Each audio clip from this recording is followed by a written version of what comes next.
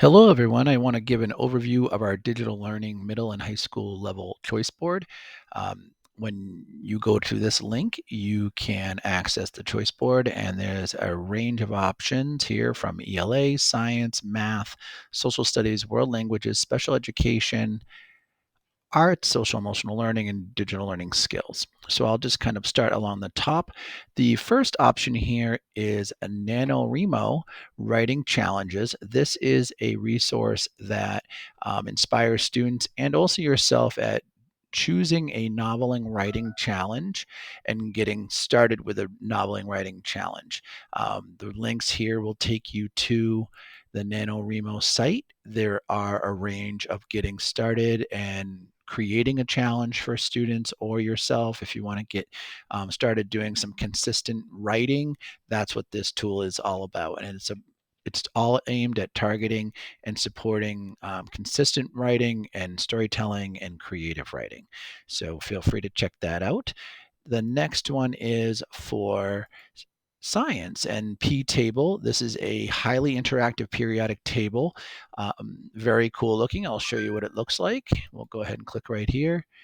PTable, very cool interactive periodic table. If I click on carbon, it kind of highlights it, brings up information, gives me some of the energy information, and I can also increase temperature, and has some really cool features. So very cool, interactive, has electrons, isotopes, compounds, and all sorts of features for science teachers who are working with periodic tables. The next option is which one doesn't belong, and which one doesn't belong is a math activity for warm-ups, and it basically is an option to give students a question that they can respond to around which image doesn't belong. So if you go to the link here on the site, you'll see there are different options. So what you would do is create the prompt based on what you want students to kind of understand related to numbers and provide a prompt for them. So I'll go back, and here's a clock option. Here's some equations options, fraction options, and there is something around them that doesn't belong. So what you want to do is create a prompt, and there's an example prompt right here for a Google Classroom. Choose one of the 4 images that you think does not belong. The other 3, identify the images like this. Write a short justification why you made your decision. So it's just kind of a fun way to get started with class, picking something that kind of makes students think. The next resource is specifically for special education. The tool is called Bookshare. It's a pretty deep tool in that you are going to have to create an account. It is free. It is approved for privacy as well. But you're going to have to specifically understand the types of needs you're going to address with the student that you're going to use Bookshare with. So it does have customized reading, many titles, options for reading them on different devices, and free access for U.S. students in schools. So there are a range of uses for Bookshare. It's definitely a great tool to kind of check out. And what it does is it gives customized reading experiences with ebooks and audio changes and highlighted text, braille, font, and other formats. So a great option.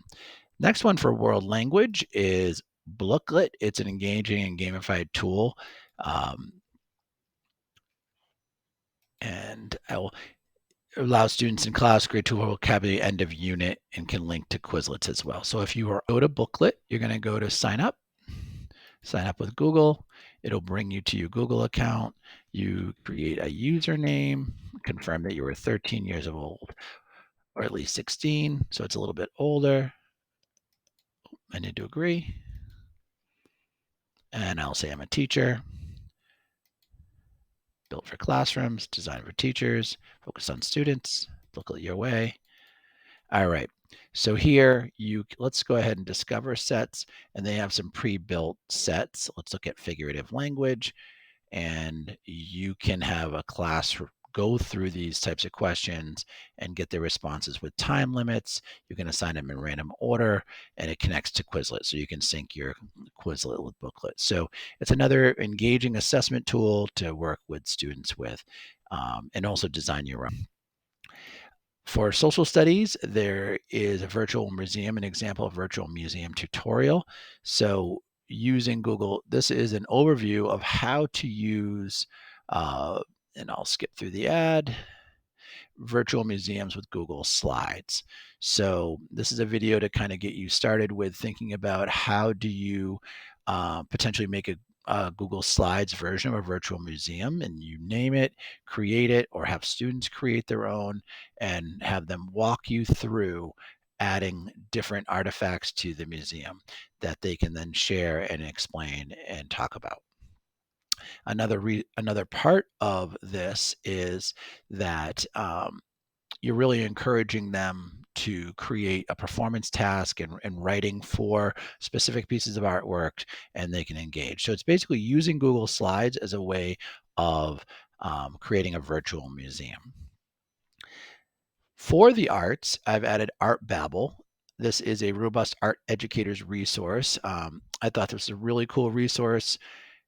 It provides, if you go to Art Babble and you click on the site, what you'll find is it has a lot of resources. So this is the home page, and they organize the content here by themes, medium, which is nice if you're looking for a specific medium of art, period and style, which is also very nice if you're doing specific research on an area, location, parts of the world, people, artist name, and recently features, and also different topics like art handling, audio, demonstration, and there's also a for kids section.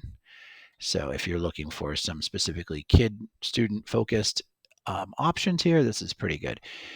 Also notice that there is a for educators area up here, and this kind of gives you some framework for how to use this for the classroom. And they actually have this kind of PDF document that opens up, and it has tips for using Art Babble in the classroom.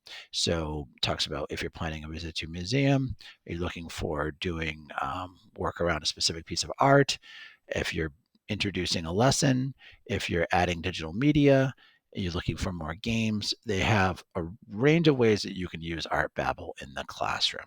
So that is a very cool tool. Now we have social emotional learning. And here what I provide is the SEL In Digital Life Resource Center, which is part of the Common Sense Media site. So what you'll see here is resources that if you're working with students around developing their awareness of social emotional learning, where they stand with certain topics, it gives elements related to digital citizenship in a range of grades. So I'll click on 6 through 8. And then what it brings me is it brings me middle school activities to promote SEL in digital life. So you'll see that there are questions around self-awareness, self-management, responsible decision-making, relationship skills, social awareness, all framed within a digital life. So social media, friendships, managing those friendships, and also digital habits and thinking about your digital footprint are all major components of this. So very cool if you're looking for some way to integrate social emotional learning into a lesson and talk about digital media. The very final thing, the digital learning skills, is how to take a full screenshot on a Chromebook. So if you have students working on a Chromebook and you're looking to have them screenshot something or where they're at or something they're doing research on and post it to Google Classroom as an image, or share it in an email or add it to a document. This is a quick tutorial on how to take a full screen screenshot. So a lot of it has to go into the settings, select screen capture, which is a feature on the Chromebooks, and then it will give you the option of a single window or part of your screen. And after you make the selection, you can click capture. And once completed, it will tote on your shelf and be automatically clipped to the clipboard.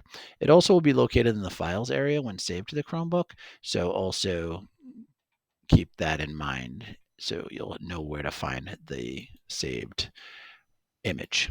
So that is a overview of some tools to kind of think about in terms of integrating digital learning resources into these content areas.